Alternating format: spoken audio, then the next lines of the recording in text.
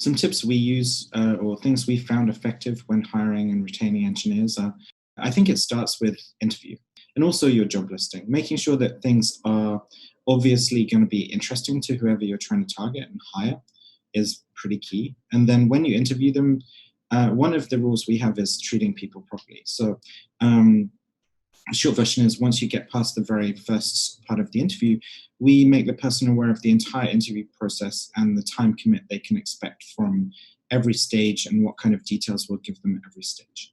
This means that they know instantly what they're buying into, and it goes hand in hand with our openness in our culture at Rainforest. And then after that, really it's making sure the process lets them excel, even if they mess up. And so we normally give people second chances. If they made a mistake or they didn't pass, we'll say, hey, like this didn't really pass our bar, but we see something in you. And so if you'd like to try again, or if you think you made a mistake or we didn't see you in the best light, then we'll give you another chance. So treating people like humans tends to work in my experience. And once they're in the door, retaining them, really it's giving them meaningful work and also accountability. So they are responsible for things, and also allowing them time to learn new things and have fun and explore and grow as a person, whether that's the management track or in the more specific IC engineering track. That also seems to work well for us. So we try and let people level up and help them level up. So with mentorship. So what are we looking for in candidates? I mean, this is actually an interesting question, but we're looking that they can do the job. And that's actually pretty fundamental. And so not most, but a lot of engineering interviews don't tend to test this super well.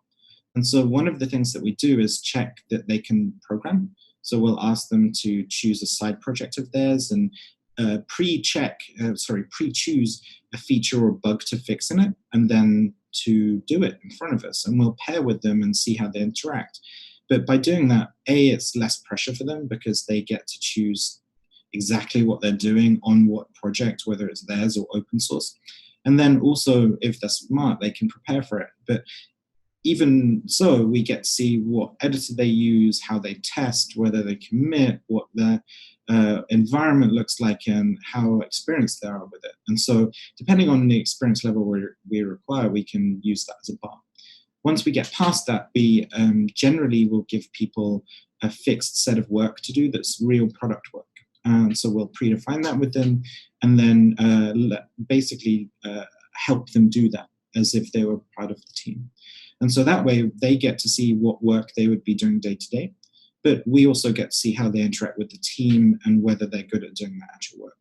And so this seems a much better process than, it's a longer process, but a much better process than doing whiteboard start interviews, because it's not theoretical, it's actually practical.